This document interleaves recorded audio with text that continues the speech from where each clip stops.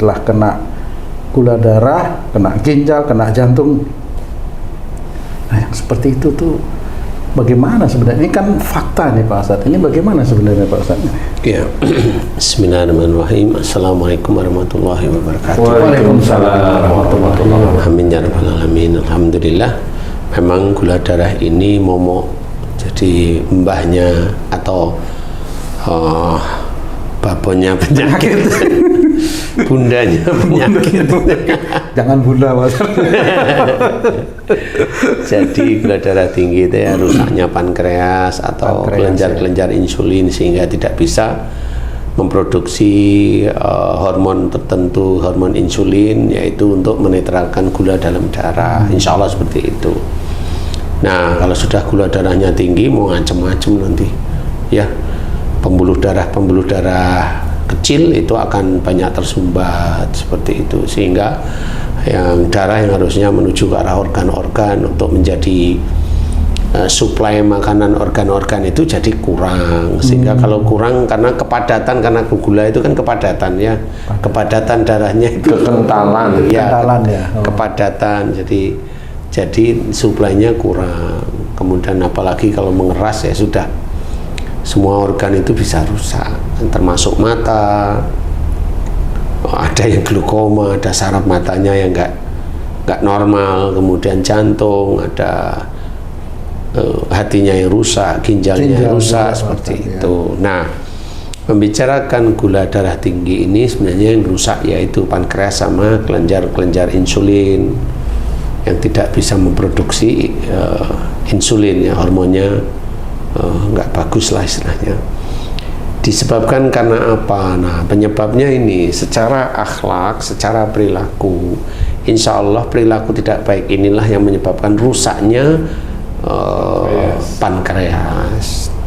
Apa perilaku apa? Nih, sedulur beriman harus memahami ini. Jadi perilaku yang kalau nyuruh itu harus dikerjakan. Jadi kalau mamanya kamu tuh kalau nyuruh itu harus dikerjakan. Kok harus dikerjakan gimana? Nah, kalau nggak dikerjain itu kamu dongkol, jengkel, marah, ngomel. Nah, itu kan namanya kalau nyuruh harus dikerjakan. Orang-orang yang punya tipikal begitu ya dia punya kans untuk gula darahnya tinggi. Merasa pintar. Nanti selain gula darah tinggi, merasa pintar, dia kena kolesterol. Oh, gitu. Merasa pintar, kalau nyuruh harus, dia ada kekakuan, khususnya di keluarga, asam urat, kolesterol, gula darahnya tinggi. Nah, ini kan nyambung semua sebenarnya. Nah, yang bab gula darah ini adalah yang dia kalau menyuruh ini harus. Oh, gitu ya. Siapapun orangnya, mau orang biasa, kalau dia nyuruh harus ya gula darahnya insya Allah tinggi.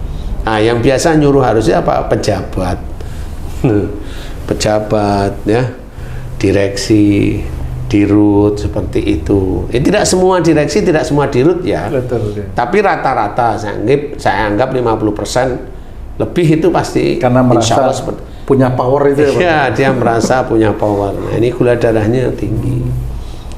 Jadi dia nyuruh harus. Kalaupun saya jadi pejabat nyuruh terus gula darah saya nggak tinggi, nggak apa-apa. Padahal saya sholat nggak apa-apa, cuma belum aja itu. Tapi itu sudah masuk ke dalam link. Sudah masuk. Iya, masuk. Nah, yang menyebabkan belum diberikan oleh Allah Ta'ala gula darahnya tinggi macam-macam. Satu, dia nyuruh dan harus di mana? Kalau dia nyuruh dan harusnya pada pekerjaan, dia menunggu waktu. Jadi dia di atas 55 biasanya umurnya kenanya. Gitu. Tapi kalau dia itu menyuruhnya harus itu di keluarga biasanya di atas 45. Berarti lebih prioritas keluarga ya. Kalau dia menyuruh dan harusnya itu pada ayah dan ibunya itu biasanya di bawah 45. Insya Allah ya, insya Allah. Dan itu memang terbukti. Saya pernah punya teman, dia kelihatan biasa orangnya kayak Haji J, tapi bilang kalau gula darah saya tinggi.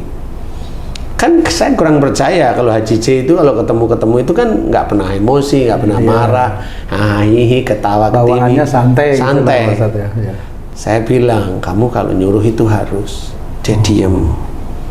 Saya nggak begitu, nanti dulu dengerin. Ini sebelum dia umur 45 dia kena gula. Waktu itu dia 42, kalau nggak 43 antara itu, saya masih ingat. Ini dengerin, ini urusan kamu dengan orang tua. Jadi ingat-ingat, kamu nyuruh sama orang tua harus. Dia ngomongnya, saya itu malah mengajak orang tua saya hidup dengan saya, Ustaz. Jadi dia masih mencoba menceritakan bahwa saya itu baik. Kan begitu aja cerita. Tapi saya senyum-senyum aja. Gini loh, yang begitu nggak perlu kamu ceritain. Saya tahu kalau memang kamu itu tulus mengajak orang tuamu hidup dengan kamu, itu boleh dan itu bagus sebagai seorang laki-laki. Kamu membiayai hidup orang tua itu sudah suatu kewajiban bagi laki-laki, kan gitu. Iya. Ini loh maksudnya. Mana yang kamu itu kalau menyuruh orang tuamu harus, yang harus kamu pahami, yang kamu itu kalau bilang begini sama orang tuamu nggak nurut di titik itu. Dia diem aja. Akhirnya dia ngomong begini, apa gini Ustadz, orang tua saya itu ikut saya kan awalnya karena sakit. Begini, kalau memang bener nih kayaknya, kalau saya lihat orang tua itu saya suruh minum obat, saya suruh makan nggak mau, jengkel saya Ustadz. Nah itu, saya langsung bilang itu. Padahal maksudnya bagus itu Pak Ustadz ya, minum obat misalnya gitu ya. Iya kan maksud nafsu sebenarnya. Sih. Tapi kenapa harus marah? Gitu ya. Karena kita ambil salah satu hal adalah la ikraha fiddin, tidak ada paksaan dalam agama Islam. Itu kalau kita patokan itu, berarti tidak boleh memberikan sesuatu kebaikan tapi dengan memaksa sebenarnya. Dalam hal apapun. Dalam hal apapun. Karena yang akan memberikan hidayah itu Allah, bukan kita. Bukan karena dengan kita itu ngomong begini harus kemudian sembuh penyakitnya atau enggak, itu hanya Allah aja. Nah, di titik itu dia tetap, menurut saya dia tetap ngeyel. Tapi kan saya mengajak orang tua saya dengan saya begini, iya saya tahu. Tapi ini bahaya kalau kamu seperti ini. Kamu belum di umur 45 sudah kena gula. Kamu harus belajar. Janganlah. Walaupun kamu itu baik, bahaya nanti yang kamu begini nanti kenanya apa? Kamu bisa jantung, bisa ginjal, bisa livermu yang kena, atau matamu yang kena, karena kamu punya pandangan, menurutmu pandanganmu baik. Dia diem, itu ya, ya. Oke. Caranya gimana ya? Doa aja, mohon ampun kepada Allah Ta'ala, jangan diulang. Apa yang terjadi? 1 bulan kemudian ketemu sama saya, apa sakitnya? Apa Pak Ustadz? Mulai rabun teman saya. Astagfirullah. Berarti merembet ke mata itu? Ya, sama ginjalnya kena. Dia bilang, betul Ustadz, atau Ustadz gini-gini. Kan saya udah bilang, berarti kamu merasa yang kamu omongkan itu benar. Kamu jangan merasa benar bahwa dengan menafkahi ayah kamu itu, ini ayahnya saya masih ingat, pada saat kamu menafkahi ayahmu itu, kamu merasa itu amalmu itu banyak banget. Nggak boleh seperti itu. Amal itu bisa menjadi benar, menjadi amalan kamu yang baik jika kamu itu niatnya karena Allah. Seperti itu. Akhirnya saya ngomong, nah itu kenapa kamu merasa sejak awal pandanganmu atau pikiranmu atau pendapatmu itu benar, makanya sekarang sudah menyerang ke mata. Ya, saya sudah mulai kabur mata saya. Nah itu harus berubah, jangan minta maaf sama orang tua dan sebagainya. Minta maaflah, benar, ini mumpung waktunya gitu ya. Oh ya, dia tahu, tapi kalau saya amati kayaknya dia masih menolak aja. Saya kan ngamati orang itu kan, nih orang masih belum mau nerima. Ya sudah, monggo. Dia milih yang mana? Ketemu lagi 2 bulan. Oh ya? Dia sudah cuci darah, matanya sudah nggak lihat. Berarti ginjal Pak Ustadz kenapa? Ya, ginjal sama matanya. Di titik itulah saya sudah ngomong, kayaknya nasihat saya ke kamu itu nggak kamu jalani. Jadi lawan kamu hanya rumah sakit, gitu aja, jalanin itu, karena saya nggak mampu memberikan masukan kepada kamu, gitu. Ya gimana lagi, wong saya memberikan masukan, saya suruh ini kayaknya dia nggak mau, saya tanya, kamu ini kayaknya susah di sini saya Ustadz. Nah, dia pernah ngomong seperti itu gengsi, nggak boleh, anak itu gengsi minta maaf sama orang tua, ya nggak boleh. Nah akhirnya saya mendengar cerita beberapa bulan kemudian, nah itu teman saya meninggal. Nah itu apakah itu manfaat apa enggak? Wallahu a'lam. Akhirnya kan dimengerti bahwa itulah salah satu cara Allah untuk memperlihatkan kuasanya. Jadi nasihat sebenarnya bisa dikerjakan kalau memang itu tulus. Nah sama sedulur beriman, kalau ada gula darahnya tinggi, sebenarnya tinggal kemana dia menyuruh dan harus. Kalau dia di bawah 45 berarti ini urusannya dengan orang tua. Kalau kena gulanya di atas 45, insya Allah ini urusannya bisa dengan istri atau bisa dengan orang tua, gabung. Sudah banyak. Sudah gabung ya. Bisa pekerjaan juga, Pak? Pekerjaan nanti di atas 50-an, 50, 55 biasanya pekerjaan seperti itu. Nggak kerasa nanti di atas 50 atau 55, baru di atas 55 itu muncul gula darah tinggi. Nah itu. Nah di sini kalau bisa bagi sedulur beriman yang gula darahnya tinggi, ayolah kembali ke jalan Allah, koreksi. Saya menyuruh yang harus itu pada siapa? Kalau ibu-ibu diingat, oh ya pada suami saya. Jangan bilang, habis suami saya lelet Ustadz. Nah kan mau menang sendiri. Iya. Salah lagi itu ya. Kalau suaminya kayak Haji J kan rajin. Nggak disuruh ngepel, nggak disuruh cuci-cuci. Punya inisiatif. Iya. Nah agresif. Nah itu bagus itu. Karena yang di rumah diam. Dia harus kerjain. Ustadz nih, ini ada pertanyaan dari sahabat beriman yang datang melalui di komen-komen di Facebook, Messenger itu. Kalau gula darah tinggi kan kita sudah tahu tuh yang Ustadz jelasin. Ini kebalikannya Ustadz, gula darah rendah, yang mana kata dokter juga bilang lebih parah nih akibatnya. Kata kalau gula darah rendah bisa pingsan, bisa apa segala macam. Itu hubungan akhlaknya seperti apa Ustadz? Sama, cuma dibalik aja.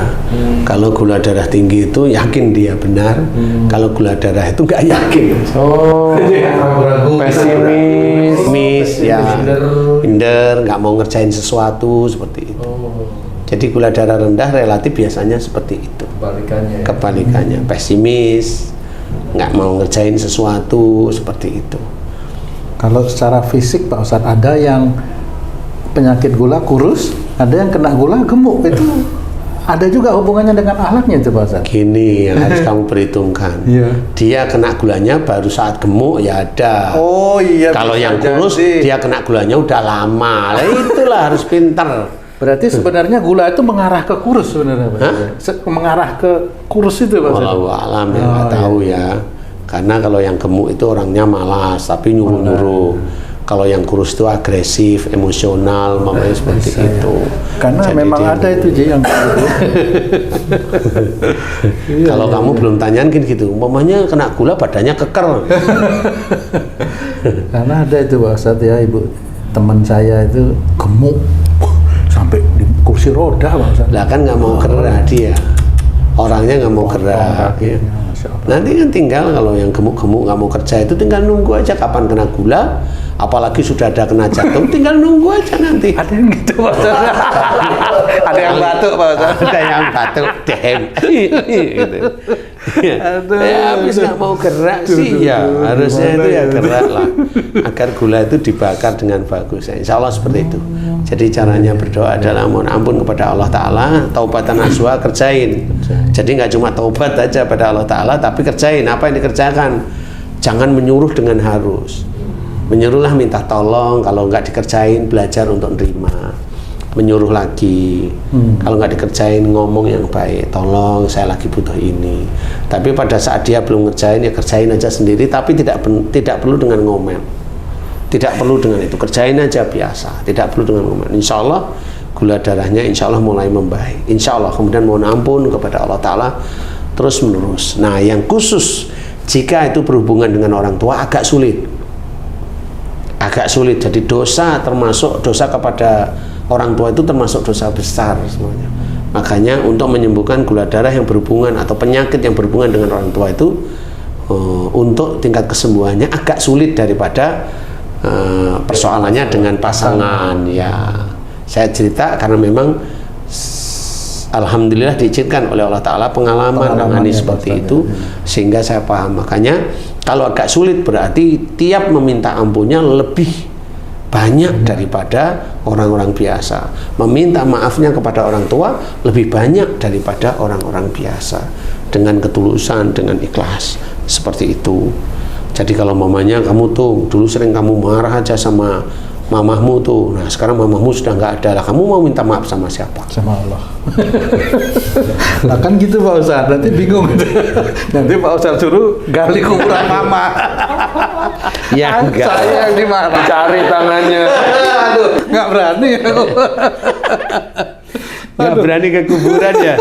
Ya kalau kamu memang tipikalnya takut, betul. Takut kalau kenapa, gimana ke kuburan nggak takut, sama istri aja takut kan gitu. Insya Allah seperti itu. Jadi kerjakan semata-mata karena Allah, minta ampun beneran, minta maaf kepada orang tua beneran, minta maaf pada pasangan juga beneran, jangan diulangi lagi. Mudah-mudahan Allah masih mengizinkan kesembuhan. Wallahu a'lam. Alhamdulillah, terima kasih banyak Pak Ustadz penjelasannya. Para pemirsa dan sahabat beriman dimanapun berada,